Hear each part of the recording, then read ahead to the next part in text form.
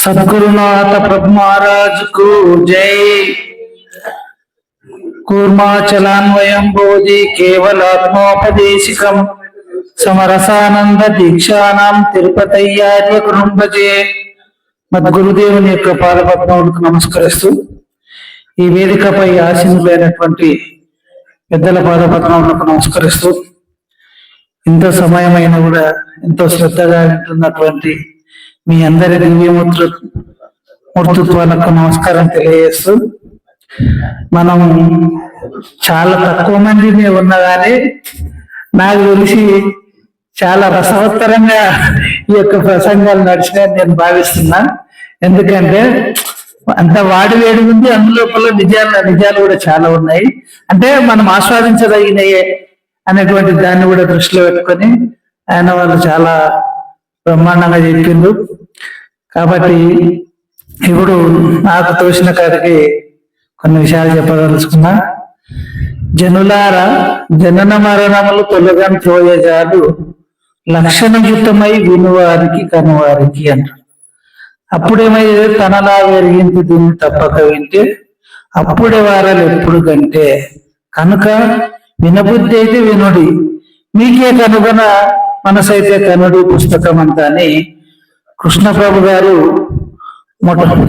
మొట్టమొదటనే మనకు ఈ కందార్థాల చేత చేశారు. అంటే దీన్ని ఇప్పుడు చెప్పవలసిన ఇదేంటంటే జనులారా అంటాడు ముందే.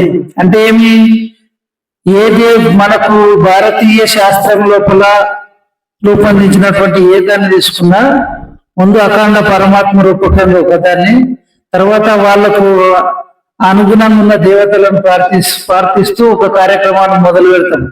ఏది ఏ రచన చేసినా, ఏ పూజ చేసినా, ఏ కార్యక్రమం చేసినా ఇక్కడ మాత్రం ఏమంటున్నాడు, జనులారా అని అంటున్నాడు. అంటే ఏమైతుందంటే నీవు కూడా దేవతల ఏమంటాడు, మనకు ఇది మనకు ఈశనత్రయాలు చెప్పేటప్పుడు అంటాడు, దారేశన ధనేశన పుత్రేశన అని చెప్తూ దారాది ఈశన త్రయముల చేత అవనిల సౌఖ్యములు అనుభవించి పుణ్యలేఖములను పొందవచ్చు, కానీ మీలోన ఐక్య మార్గములు కావని అంటాడు. అంటే పుణ్యలోకాలు పొందినా కూడా దేవతలుగా విరాజిల్లినా మళ్ళీ ఏమవుతుందో నీలోన ఐక్య మార్గములు కావని అట్లా చెప్తున్నాడు. అంటే ఐక్యమైనా కూడా మళ్ళీ ఈ జన్మకు వస్తుంది అనేటువంటి భావన కూడా అది ఉంది. కాబట్టి వాళ్ళిద్దరిని పూజించినా మళ్ళీ జన్మకే వస్తావు. కాబట్టి నీకే పోయేటివాడు అని జనులారని చెప్తూ ఇవన్నీ చెప్పడానికి ఏమో లక్షణయుక్తమై వినువారికి కనువారికి అంటాడు. ఏది లక్షణము అనేది కూడా మనం ఒకసారి విచారణ చేస్తే ఈ యొక్క ఆత్మతత్వం తెలుసుకోవడానికే సాధన చతుష్టయాలు చెప్పింది. సత్యంబు బ్రహ్మ, అసత్యంబు సర్వ ప్రపంచం అని విమర్శించువాడు, ఇహపర సౌఖ్యములు చేయింపక పాపపుణ్యముల బడని వాడు అన్నాడు. శమధమ్మంబులు శాంతి శ్రద్ధోపరతులు కలిగింది సతతంబు కలిగి ఉండేవాడు అంటాడు. తితీక్షల సతతంబు కలిగి ఉండేవాడు అంటాడు. మోక్షం అంత అపేక్ష విస్తారమే గాని ఏ అపేక్షయు లేనివాడు అంటాడు.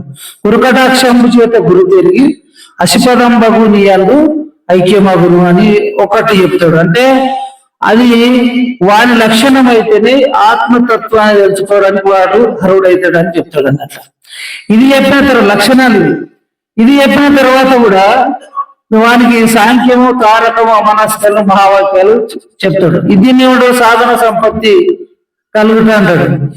అంటే మనకు ఎందుకు మాట చెప్పవలసి వస్తుందంటే మనకు ఇప్పుడు జరిగిన చర్చలో కూడా ఏమవుతుందంటే మన ఎవరి యొక్క మానసిక స్థాయిని బట్టి అట్లా భావన కలుగుతుంటది. ఇది కూడా అంటే పసిపిల్లవానిగా మనస్తత్వం ఉన్న వాళ్ళు ఉంటారు, పరిపూర్ణ బోధ తెలిసిన వాళ్ళు ఉంటారు. ఎవరైతే ఇక్కడ ఉన్న వాళ్ళకు ఇప్పుడు ఏమంటాడు, తన స్వరూపం కేన మార్గేన గోస్వామి దేహి బ్రహ్మమయో భవేత్ తత్కృపం కుర్మే స్వామి నమామి చరణ అవుతాడు అంటాడు. అంటే ఆ స్థితి నా స్వరూపం ఏంటో తెలుసుకున్నాలనేటువంటి స్థితి ఉన్న వాళ్ళు కూడా ఉంటారు. అంటే వీళ్ళందరికీ సమన్వయం చేసుకుంటే కూడా ఈ సిద్ధాంతాన్ని పరిశీలిస్తే కూడా చతుర్విధ మహావాక్యాలను పరిశీలించినప్పటికీ ఏమి వాచాత్మక అర్థ రూపకంగానే నీవు బ్రహ్మం అని చెప్తుంది. లక్ష్యార్థంగా దాన్ని పరిశీలిస్తే కూడా అది లేదని తెలుస్తుంది. దీనికి చూపెట్టడానికే ఈ చతుర్విధ మహావాక్యాలు రాసినటువంటి అద్వైతులు కూడా నిరూపించడానికే సాధ్యం కాలేదు. కాబట్టి శంకరాచార్యులు అది మళ్ళీ సురేశ్వరాచార్యులు ఏం చేసాడు, వార్తిక బోధన ప్రవేశపెట్టాడు. ఈ వార్తిక బోధన ప్రవేశపెట్టినా కానీ అది అంతటా ఏడుందో అనేది ఇది ఆత్మ ఇది అని చెప్పడానికి రాలేదు, శూన్యం అయిపోవచ్చు.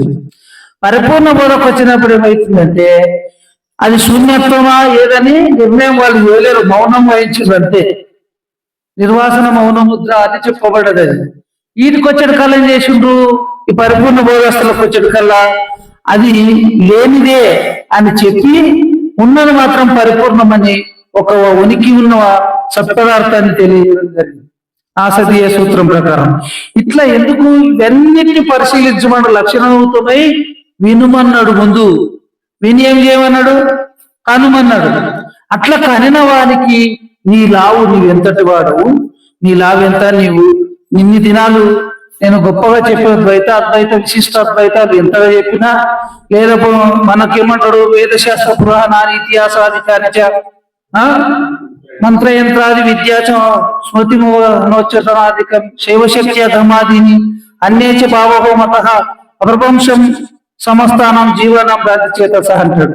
అంటే ఇవన్నీ ఏం చేస్తున్నాయి, నిన్ను భ్రాంతిగా చేస్తున్నాయి. కానీ ఇవన్నిటి లక్షణాలతో ఇన్న తర్వాత ఏదైతే నీవు ఎంత లాభాన్ని నిర్ణయం చేస్తుంది, నీ లాభం ఎంత అంటే లేనిదే అని నిర్ణయం చేస్తుంది.